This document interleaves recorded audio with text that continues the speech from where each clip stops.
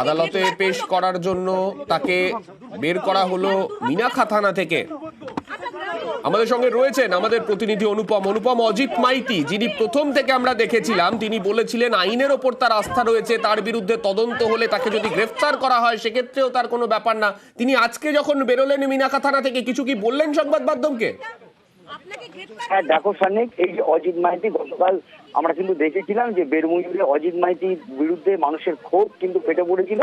এলাকার মানুষ থেকে, এলাকার মহিলারা বিশেষত, তারা লাঠি চাটা দিয়ে অজিত মাইতিকে তাড়া করেছিল এবং এলাকার একটি বাড়িতে গিয়ে অজিত মাইতি কিন্তু প্রায় 4 ঘন্টা লুকিয়েছিল এবং পুলিশ কিন্তু সেই বাড়ির সামনে গার্ড দিচ্ছিল। অজিত মাইতিকে বহুবার তাকে বের করার চেষ্টা করলেও কিন্তু অজিত মাইতি কিন্তু বেরোয়নি এবং সেই সময় কিন্তু সে পরিষ্কার বলেছিল সে নির্দোষ, তাকে ফাঁসানো হচ্ছে এবং তৃণমূলের দল থেকে তাকে জোর করে তৃণমূলে যোগদান করানো হয়েছিল। সে আগে বিজেপি করতো, এরকম একাধিক কথা কিন্তু সে কিন্তু কালকে যখন সেই বাড়ির ভেতরে আটকে ছিল সেই সময় কিন্তু সে বলেছিল।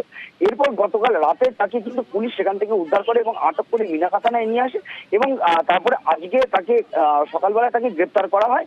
তার বিরুদ্ধে কিন্তু শেখ শাহজাহানের ভাই শেখ সিরাজউদ্দিনের সঙ্গে সে ঘনিষ্ঠ ছিল এবং সেই পরিপ্রেক্ষিতে কিন্তু সে একাধিক জমি দখল করে মেজবিড়ি করা, বাড়ি ঘর ভাঙচুর, মারধর, এরকম একাধিক অভিযোগ কিন্তু তার বিরুদ্ধে আছে এবং সেই সব অভিযোগের ভিত্তিতে কিন্তু আজকে তাকে গ্রেপ্তার করে এবং সেই গ্রেপ্তারের পরে আজকে তাকে মিনাখা থানা থেকে কিছুক্ষণ আগে বের করে বসিরহাট মহকুমা আদালতের দিকে তাকে আনা হচ্ছে এবং সে কিন্তু এখনো যেটা বলছে যে তার কিন্তু আইনের উপরে তার আস্থা আছে, আইন যেটা করবে সে মাথা বেঁধে নেবে। বেশ, ধন্যবাদ অনুপম।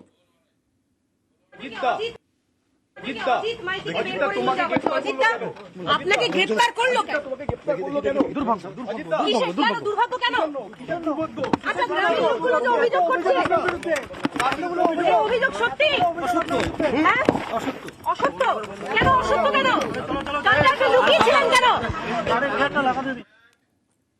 বাঁকুড়ায় তৃণমূল নেতার নিদান